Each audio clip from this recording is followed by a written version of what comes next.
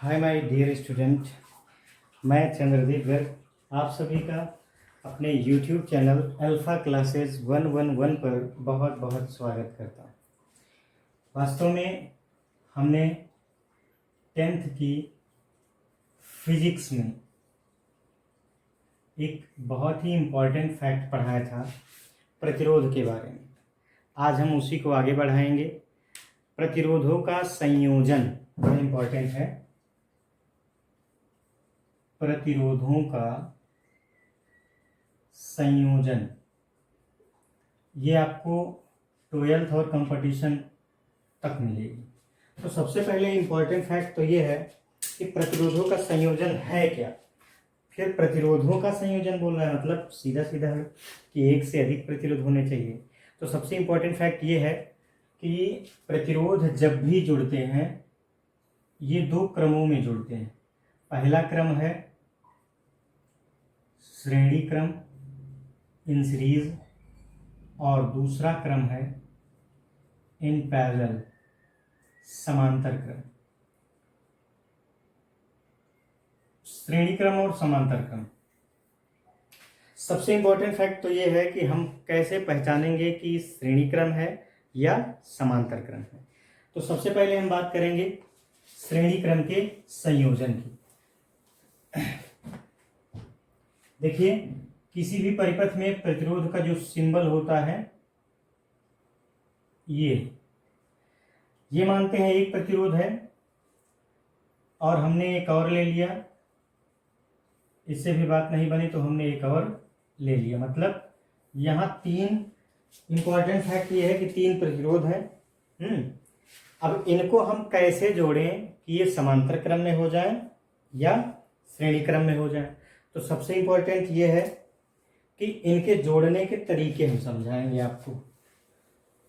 तो प्रतिरोध जो भी हो, हमने मान लिया ये पहला प्रतिरोध यहाँ से यहाँ तक है, तो इस प्रतिरोध के पहले प्रतिरोध के दूसरा सिरा है और दूसरा यहीं से स्टार्ट हो गया, यानी कि दूसरे का पहला सिरा। फिर ऐसे दूसरे का दूसरा सिरा और तीसरे का पहला सिरा, ये हो गया।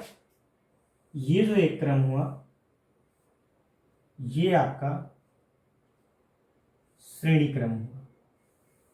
ध्यान दीजिए, ये बैटरी है, यहां से आई धारा प्रवाहित हो रही है, इसकी वैल्यू R1, इसकी वैल्यू R2, इसकी वैल्यू R3, ये V1 है, इसके सिरे का V2 और इसके सिरे का V3। इस क्रम में जो धारा होती है माय डियर, प्रवाहित धारा, वो समान होती है। मतलब I1 I2 I3 ना होकर के केवल I होती है।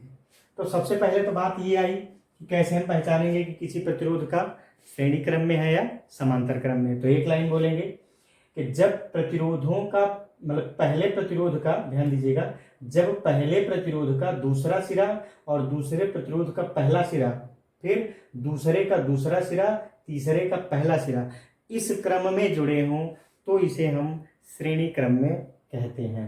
अब श्रेणी क्रम के संयोजन का डेरिवेशन के लिए सबसे पहले इस चित्र की व्याख्या कर लीजिए कि हमारा तीन प्रतिरोध R1 R2 R3 श्रेणी क्रम में जुड़े हैं, जिनके सिरों का विभवांतर V1 V2 व V3 है और प्रवाहित धारा I है।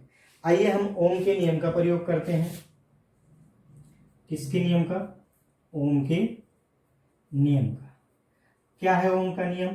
V = IR। ठीक है, तो यहां से हम V1 निकाल लें। V1 = IR1। ठीक है,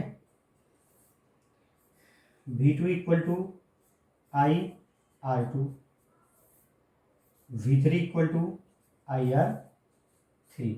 ये कैसे हुआ? क्यों I की जगह I1 I2 I3 नहीं लिखा गया? क्योंकि इस क्रम में जो धारा का मान होता है वो कांस्टेंट होता है, नियतांक होता है, इसलिए हमने I1 I2 I3 का प्रयोग नहीं किया।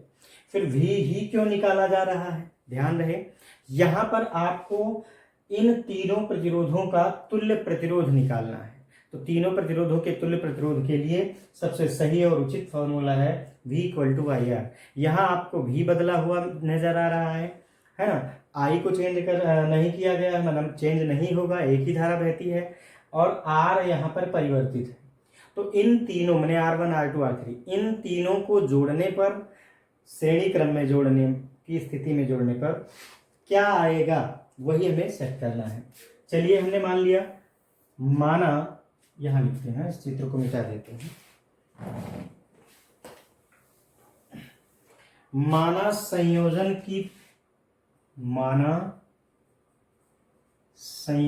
का तुल्य विभवांतर कैपिटल V है, तो V equal to V1 plus V2 plus V3। तो यहाँ V की वैल्यू है IR, शुरुआत में V का है IR equal to I1 R1 plus I2 R2 plus IR1 IR2 IR3। ठीक है, तो IR equal to I common लेंगे तो R1 plus R2 plus R3, ये आ गया आपका। I से I कैंसिल आउट हो गया, मैंने R बराबर हो गया R1 plus R2 plus R3, ये आपका तुल्य प्रतिरोध आ गया। अब इसको डिफाइन कैसे करेंगे, ध्यान दीजिएगा। श्रेणी क्रम में जुड़े प्रतिरोधों का तुल्य प्रतिरोध उनके अलग अलग, मैंने R1 था तो R1, R2 था तो R2, R3 था तो R3, उनके अलग अलग प्रतिरोधों के योग के बराबर होता है। क्या लिखेंगे, ध्यान दीजिएगा। इस प्रकार, ये बड़ा इंपॉर्टेंट, इस प्रकार श्रेणी क्रम में जुड़े प्रतिरोधों,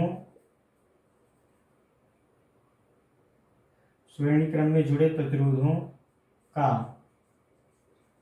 तुल्य प्रतिरोध उनके अलग अलग प्रतिरोधों के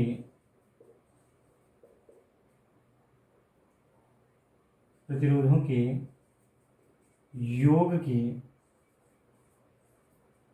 बराबर होता है। मतलब साफ है कि जैसे किसी सर्किट में 3 से अधिक हो, मान लीजिए यहाँ तो R1 R2 R3 है, 3 हो, 5 हो, 10 हो, 1000 हो, श्रेणी क्रम में अगर आपने फाइनल कर लिया कि हाँ ये श्रेणी क्रम में है, तो उनका अगर तुल्य प्रतिरोध निकालना है तो सबका जोड़ करेंगे, सबका योग करेंगे। ये सबसे इंपॉर्टेंट फैक्ट खत्म है।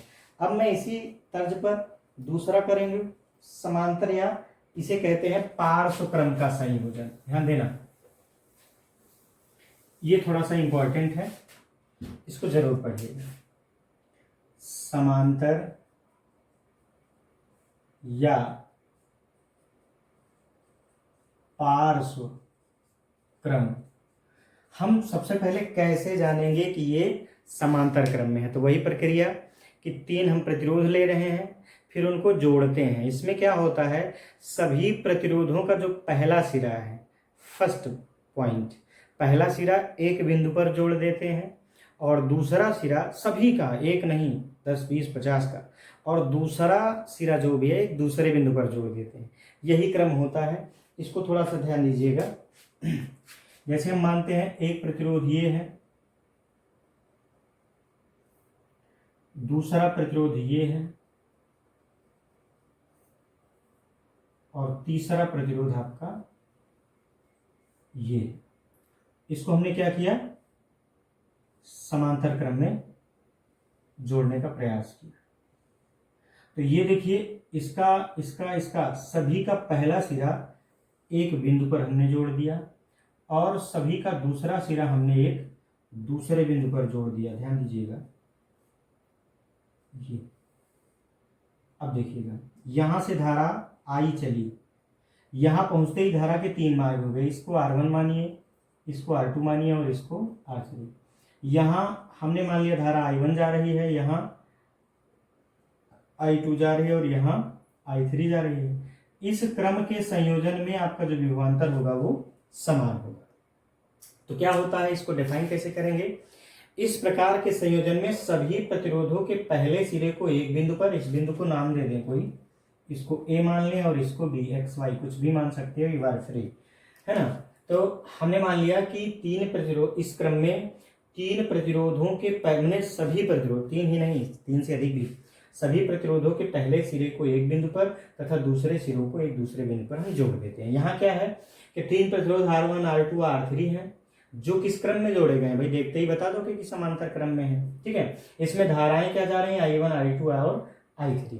हाँ, एक ख्याल रखिएगा कि समांतर या पार्श्व क्रम में जो विभवांतर आपका होता है वो समान होता है। वहां क्या समान था, धारा। कभी कभी यही पूछ लिया जाता है किस क्रम में विभवांतर समान होता है। ये बात करते हैं आगे। यहां भी लगाएंगे ओम्स लॉ, ओम के नियम से,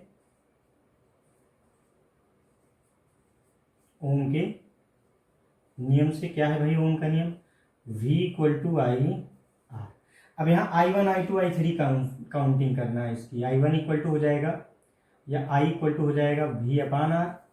यहाँ से जब I1 निकालेंगे तो V/R1, I2 निकालेंगे तो V/R2, सॉरी, और I3 निकालेंगे तो V/R3। ये इक्वेशन में दे दीजिए, फर्स्ट, सेकेंड और थर्ड का कुछ है नहीं, बस उससे थोड़ा सा घुमा करके। अब हम क्या करें कि पूरे संयोजन की जो तुल्य धारा है उसको R मान लें, इसको I मान लें, इसको हम मिटा दे रहे हैं। यदि पूरे संयोजन की तुल्य धारा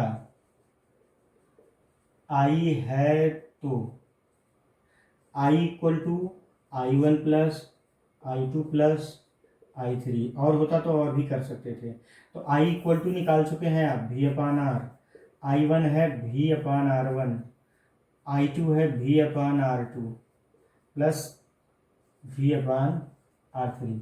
V/R = V ले लीजिए कॉमन, तो बचेगा क्या, 1/R1 + 1/R2 + 1/R3। यहाँ V से भी कैंसिल आउट होगा। 1/R = 1/R1 + 1/R2 + 1/R3। मतलब यहाँ जो व्युत्क्रम है, जो प्रतिरोध है उसका क्या आएगा, व्युत्क्रम, ठीक है। चलिए आगे देखते हैं। अब इसको कैसे हम डिफाइन करेंगे, यही चीज आप ध्यान दीजिएगा, इसको काउंटिंग करिए। देखिए, इस प्रकार समांतर क्रम में जुड़े जो प्रतिरोध है उसका तुल्य प्रतिरोध जो आएगा वो अलग अलग प्रतिरोधों के व्युत्क्रमों के योग के बराबर होता है। इसको हम भी लिख दे रहे हैं एक बार, इसके जस्ट बाद। इस प्रकार समांतर क्रम में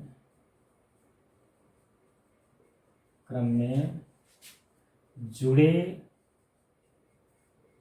प्रतिरोधों के तुल्य प्रतिरोध का व्युत्क्रम उनके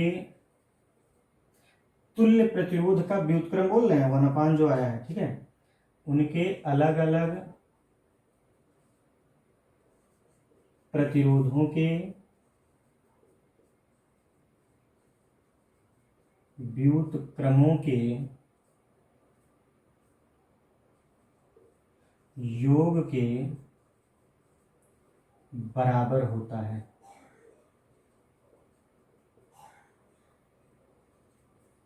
इस प्रकार समांतर क्रम में जुड़े प्रतिरोधों के तुल्य प्रतिरोध का व्युत्क्रम मतलब 1/R उनके अलग अलग प्रतिरोधों के व्युत्क्रमों के माने 1/R1, 1/R2, 1/R3 के योग के, देखिए प्लस है, बराबर होता है। इस प्रकार हमने प्रतिरोधों का श्रेणी क्रम और समांतर क्रम बहुत अच्छे से बताया।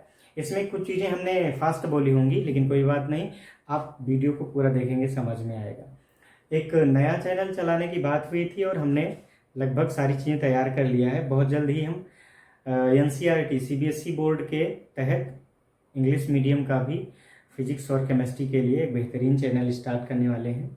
आप सभी बहुत अच्छे से पढ़िए और पूरे चैतन्यता से, ऐसा ना हो कि बिना मन के पढ़ें। ये 10वीं में भी काम आएगा, 12वीं में भी काम आएगा और कंपटीशन में भी काम आएगा। नेक्स्ट वीडियो में हम आपको बताएंगे कि किसी जो फिगर वाले फॉर्मूले से फिगर वाले क्वेश्चन जो होते हैं न्यूमेरिकल, उनको कैसे सॉल्व किया जाता है। तब तक के लिए चैनल का पूरा सपोर्ट करिए, लाइक सब्सक्राइब और शेयर करिए, पूरा वीडियो देखिए और समझिए कि कैसे बताया गया है। बहुत जल्द ही नेक्स्ट वीडियो आप सबके बीच में आएगा। तब तक के लिए जय हिंद, धन्यवाद, थैंक यू वेरी मच।